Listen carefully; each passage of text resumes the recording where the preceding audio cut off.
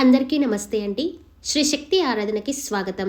కులదైవం గురించి part 1, 2 videos చేశాను అన్న సంగతి మీ అందరికీ తెలిసిందే. అయితే పార్ట్ 3 వీడియో చేస్తాను అనేది మాత్రం నాకు ప్లాన్ లేదు. మీరు అడిగిన కామెంట్స్‌లో మీరు అడిగిన ప్రశ్నలకి ఇంకా చెప్పవలసింది ఉంది.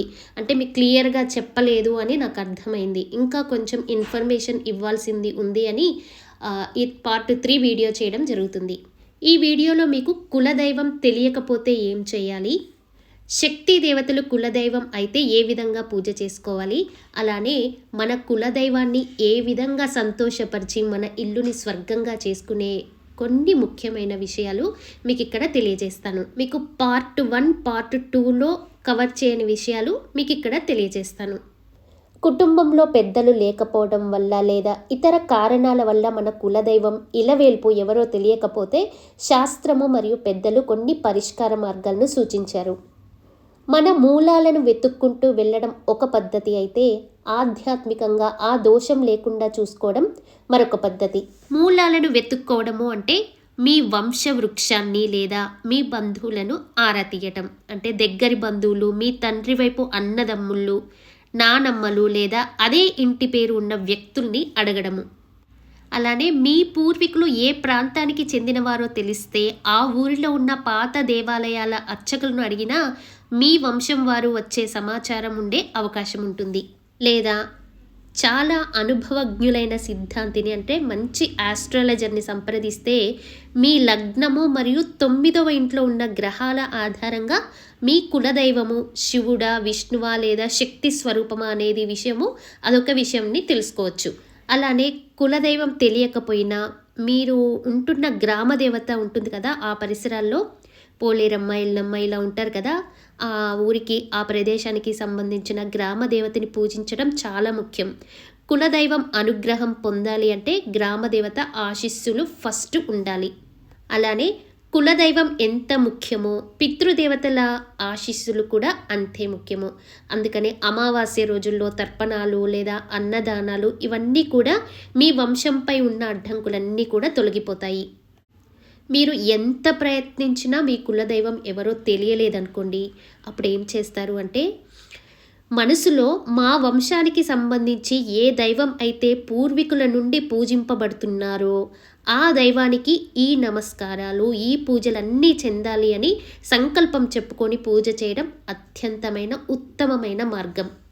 చెప్పాను కదండి, మీరు ఎంత ప్రయత్నించినా కులదైవం ఎవరో మీకు ఎక్కడ ఆచూకీ తెలియకపోతే కలియుగ దైవమైన శ్రీ వెంకటేశ్వర స్వామిని అఖిలాండ కోటి బ్రహ్మాండ నాయకుడిగా భావిస్తారు. కులదైవం తెలియని వారు ఆయన్నే కులదైవంగా భావించి కొలవవచ్చు. ఇంకా పరమశివుడు లేదా అమ్మవారు, శివుడిని లేదా లలితాదేవిని కులదైవంగా స్వీకరించి నిత్యం ఆరాధించడం వల్ల వంశ పరంపర దోషాలన్నీ తొలగిపోతాయి. ఎవరికి ఇది కులదైవం అంటే ఎక్కడ ఆచూకీ తెలియని వాళ్ళకి. ఒక చిన్న ప్రక్రియ ఉందండి. ఎవరికైతే కులదైవం తెలియదో వాళ్ళు ఒక తెల్ల వక్కని, సుపారీని తీసుకొని చక్కగా ఫస్ట్ నీటితో కడిగి మళ్ళీ పాలతో అభిషేకం చేసి మళ్ళీ నీటితో కడిగి చక్కగా ఒక తమలపాకు లేదా పత్రి మీద ఒక 1 రూపీ కాయిన్ ఉంచి, 1 రూపీనో ఇంకే ఏదైనా కాయిన్ ఉంచి దాని మీద ఈ వక్కను పెట్టి పసుపు, కుంకుమ, గంధము, అక్షంతలు పెట్టి వస్త్రాన్ని వేయాలి. మీరు ఇక్కడ సంకల్పం చెప్పుకోవాలి. ఎన్ని రోజులు చేస్తాను పూజ నిష్టగా కులదైవాన్ని తెలుసుకోవటానికి. ఎందుకు అంటే కులదైవం తెలియకపోతే వాళ్ళు తప్పకుండా అక్కడ కర్మని అనుభవించాల్సిందే. అందుకని ప్రతి ఒక్కరు కూడా కులదైవాన్ని తెలుసుకొని పూజ చేసుకోవడం చాలా ఇంపార్టెంట్. అందుకని ప్రతి మంగళవారం నేను చెప్పిన విధంగా పార్ట్ 2లో చెప్పిన విధంగా ప్రతి మంగళవారము నాన్ వెజ్ తినకుండా బ్రహ్మచర్యం పాటిస్తూ చక్కగా ఎర్లీ మార్నింగ్ లేచి కులదైవం ఈ అమ్మవారి అంటే అమ్మవారు, అయ్యవారు సుపారి ఒక్కకి చక్కగా పూజ చేస్తూ మాకు కులదైవం ఎవరో స్వప్నంలో సాక్షాత్కరించమ్మా అని 11 మంగళవారాలు కానీ 21 కానీ 41 మంగళవారాలు కానీ పూజ చేయాలి. తప్పకుండా స్వప్నంలో సాక్షాత్కరిస్తుంది. ఇది కులదైవం తెలియని వాళ్ళకి చేసుకునే పూజా విధానము. మరి గ్రామ దేవత పూజా విధానము ఎలా అని చెప్పమని చెప్పారండి. ఊర్లో ఉండే వాళ్ళకైతే గ్రామదేవత పూజా విధానం వాళ్ళకి చెప్పే అవసరం లేదు. వాళ్ళ ఇంటి పద్ధతులు వాళ్ళు తప్పకుండా ఆచరిస్తారు. ఊర్లకు వెళ్ళకుండా సిటీలో ఉండేవాళ్ళు, వాళ్ళు ఎప్పుడు పూజలు చూడని వాళ్ళు, అంటే గ్రామదేవత పూజా విధానాలు అసలు తెలియని వాళ్ళకి ఒక చిన్న చిన్న కలశం పెట్టుకునే విధానాన్ని చూపిస్తున్నాను. అంటే అక్కడ చెంబు దీపం ఎలా ఉంటుందో సేమ్ అలానే పెట్టి అమ్మవారి దగ్గర ఉండవలసిన, అంటే గ్రామ దేవత అమ్మవారి దగ్గర ఉండవలసిన కొన్ని ముఖ్యమైన వస్తువుల్లో అమ్మవారికి సమర్పించవలసినవి గాజులు, కలశంలో గాజుల్ని అంతా ఏర్పాటు చేసే విధానము. ఇలాంటిది ఒక చిన్న కలశం తీసుకోండి. ఇది గాజులు ఎలా పడతాయంటే ఇది 2.8 పడుతుంది. 2.8 కాదు, సారీ 2.6 పడుతుంది. గాజులు ఇలాంటి చెంబుకైతే 2.6 పడుతుంది. దీంట్లో చక్కగా పసుపు, కుంకుమ, జువ్వాది, గంధము ఇవన్నీ సమర్పించి దాంట్లో ఒక చిన్న వేప ఆకుని వేయండి. 1-2 వేస్తే సరిపోతుంది. చిన్న వేప ఆకుని వేసి దాని మీద బ్యాంగిల్స్ పెట్టాలి. అలానే పసుపు కొమ్ముని కానీ మంగళసూత్రాలు కానీ పెట్టాలండి. నేను అమ్మవారి దగ్గర మొత్తం కలిపి ఒక దగ్గర మంగళసూత్రం ఉన్నా కూడా సరిపోతుంది. నేను అది శ్రీచక్రానికి వేశాను కాబట్టి ఇక్కడ వేయట్లేదు. నేను ఆల్రెడీ ఒక చెంబును అక్కడ పెట్టుకున్నాను. మీకు డెమో వీడియో కోసము ఈ కలశాన్ని చూపిస్తున్నాను. ఇది 2.6 బ్యాంగిల్స్ పట్టే చిన్న కలశము. ఎప్పటికీ పర్మనెంట్గా అమ్మవారి దగ్గర ఉండిపోవాలన్నమాట. ఇది ఎవరైతే గ్రామ దేవతలు పూజిస్తారో వాళ్ళ దగ్గర ఇవి తప్పకుండా ఉండాలండి. ఇవి పసుపు కుంకాలంటే అమ్మవారికి మహాప్రీతి, చాలా చాలా ఇష్టము.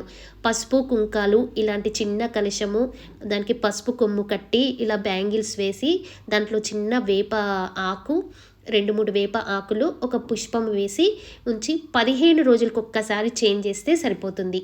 అలానే మీ అందరిలో ఉండే సందేహము, ప్రతి ఒక్కరికి ఉండే సందేహము, నాకు కూడా ఒకప్పుడు ఉన్న సందేహము ఏమిటంటే కొన్ని కులదేవతలకి అష్టోత్తర నామాలు లేకపోతే ఎలా పూజ చేయాలి అని. ఉదాహరణకు శివస్వరూపమైన మున్నీశ్వర స్వామికి అష్టోత్తర నామాలు ఉండొచ్చు, ఉండకపోవచ్చు, లేదా మనకు తెలియకపోవచ్చు. అలాంటప్పుడు ఏం చేయాలి అంటే 108 స్వచ్ఛమైన పూలు తీసుకొని దాని మీద చక్కగా జువ్వాది, పన్నీరు అలాంటివి చల్లి ఓం మున్నీశ్వర స్వామియే నమః అని 108 నామాలతోటి, అంటే ఓం మున్నీశ్వర స్వామియే నమః, ఓం మున్నీశ్వర స్వామియే నమః, అలా ఒకే నామాన్ని 108 సార్లు చదువుతూ 108 పుష్పాలతో అర్చన చేయడం అనేది ఎక్సలెంట్ పూజా విధానం అండి. ఇంతకంటే అద్భుతమైన పూజ కులదేవతకి ఇంకొకటి ఉండదు. ఒకవేళ అష్టోత్తరం ఉన్నా కానీ ఆ పేరు, ఏ పేరైతే ఉందో ఆ పేరుతోటే 108 సార్లు అష్టోత్తరం చేయడం అనేది చాలా చాలా విశేషమైన పూజ. నేను కూడా మా ఇంటి ఇలవేల్పు వెంకటేశ్వర స్వామినే అయినా కూడా తనకి ఇంకొక పేరుంది, బయటరాజస్వామి అని.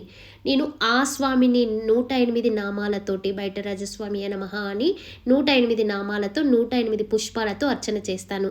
దాని తర్వాతనే కవచం కానీ ఇంకొకటి కానీ చదువుతాను. మీరు ఎన్నిసార్లు వీలైతే అన్నిసార్లు ఒరిజినల్ నేమ్ తోటి స్వామిని స్మరించిన పూజ చేసినా మీకు అంత శ్రేష్టము, అంత మంచిది. ఇంకో ముఖ్యమైన విషయం ఏమంటే చాలామంది కులదైవము వాళ్ళకి వెంకటేశ్వర స్వామి ఉన్నారు, శివుడు ఉన్నారు, అమ్మవారు ఉన్నారు, కాత్యాయని దేవి ఉంది అని, మనకేమో చెప్పుకోదగ్గ నేమ్ లేదని ఎప్పుడు షేమ్ ఫీల్ కావద్దండి. మీరు బయటకి చెప్పకపోయినా మనసులో ఉన్న ఆ దేవుడు గ్రహిస్తాడు. కాబట్టి ఎప్పుడు మీరు గర్వంగా, అది మీ తరతరాలు పూజించిన మీ వంశస్థులందరూ పూజించిన దేవుడు కాబట్టి మీరు ఎప్పుడు అలాంటి ఫీల్ ఎక్కడ చెందకూడదు. చాలా స్వచ్ఛమైన హృదయంతో పూజ చేయాలి. ఎవరికి తెలిసినా తెలియకపోయినా ఆ భగవంతునికి మాత్రం తప్పకుండా తెలుస్తుంది.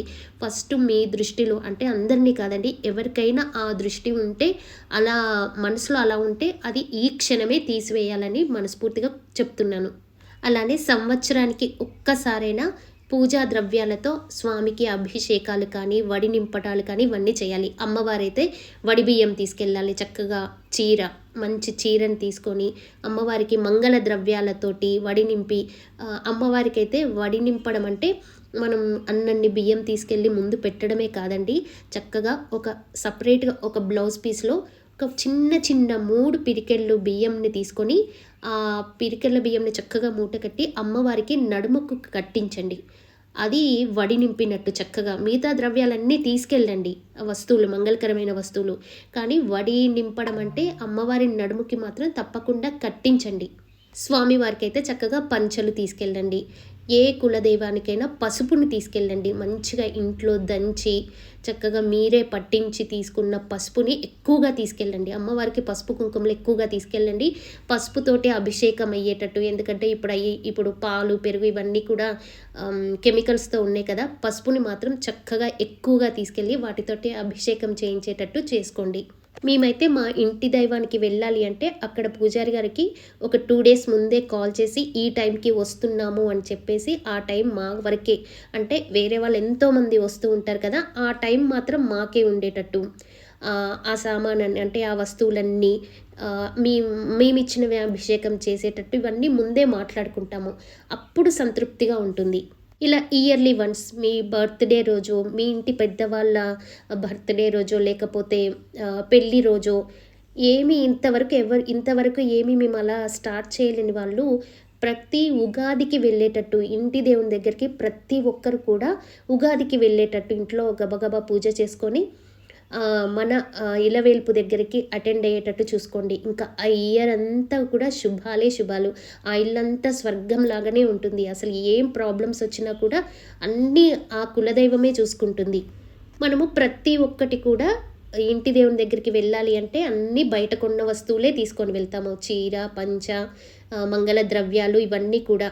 నైవేద్యం మాత్రము స్వీట్లన్నీ అలా అవి ఇవి కొనకుండా మీ స్వతహాగా మీ ఇంట్లో కోడలు ఉన్నట్లయితే కోడలతోటి చక్కగా చేసుకొని స్వామికి నైవేద్యంగా తీసుకొని వెళ్ళండి. చేసేటప్పుడు ప్రేమతోటి భక్తితోటి స్వామి నీకోసం లడ్డూలు చేస్తున్నాను, ప్రసాదము పులిహోర చేస్తున్నాను, పాయసం చేస్తున్నాను, ఇంకా మీకు ఇష్టమైనవి ఆ దేవునికి నచ్చినవి ఇలా అవి చెప్పుకొని నేను నీకోసం తెస్తున్నాను స్వామి అని మీరు మనసులో ఇక్కడ సంకల్పం చేసుకోగానే అక్కడ స్వామి ఆ కులదైవము ఆ ప్రసాదాల కోసము వేచి ఉంటాడంట. అంటే మీరు వచ్చే అంతవరకు నా కోసం ప్రసాదాలు తెస్తున్నారు అని చాలా సంతోషంగా వెయిట్ చేసి మీరు అక్కడికి తీసుకువెళ్ళగానే మీతో పాటుగా మీ ఇంటి కులదైవం కూడా మీ ఇంటికి వచ్చి కూర్చొని ఉంటుంది.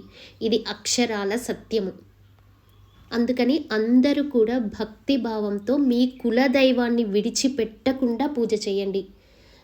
మీకు పెద్ద ఏమైనా సమస్యలు వస్తే వీళ్ళు ప్రొటెక్షన్ చేస్తారు. ఈ కులదైవం అంతా మిమ్మల్ని రక్షిస్తారు. ఎందుకంటే తరతరాలు మేము పూజ చేశాము, మా తరతరాలు పూజ చేశారు, మాకేమైనా ప్రాబ్లం వస్తే మీరే కదా స్వామి రక్షించాల్సింది అని డిమాండ్ చేసి అడగొచ్చు. అలానే మిమ్మల్ని భయపెట్టాలని కాదు, కానీ ఎవరైతే కులదైవాన్ని మర్చిపోతారో, నెగ్లెక్ట్ చేస్తారో, వాళ్ళ వంశవృద్ధి లేకపోవటము, ఆర్థికంగా ఎదుగుదల లేకపోవటము, జాబ్స్ లేకపోవటము, ఒకవేళ అన్నీ బాగున్నా పెళ్ళిళ్ళు కాకపోవటము, పెళ్ళిళ్ళు అయినా కూడా సంతానం లేకపోవటము, సంతానం అయినా మళ్ళీ సంతానంలో ప్రాబ్లమ్స్ రావటము, ఇవన్నీ కాకుండా ఉండాలంటే మీరు కులదైవము, పితృదేవతల ఆశీర్వాదం ఉంటేనే మీరు ఇష్టదైవం అనుగ్రహం కూడా లభిస్తుంది. ఈ ముగ్గురి ఆశీర్వాదం మీపై, మీ ఇంటిపై ఉన్నట్లయితే ఇంకా ఆ ఇల్లు స్వర్గమేనండి. నాకు తెలిసినట్టు ఈ వీడియోలో మీకు క్లియర్గా అర్థమయ్యేటట్టు చెప్పాను అని అనుకుంటున్నానండి. ఏమైనా డౌట్స్ ఉంటే కనుక కామెంట్ సెక్షన్లో పిన్ చేయండి. అలానే ప్రతి ఒక్కరూ లైక్ చేయాలని కోరుకుంటున్నాను. శ్రీమాత్రే నమః. స్వస్తి.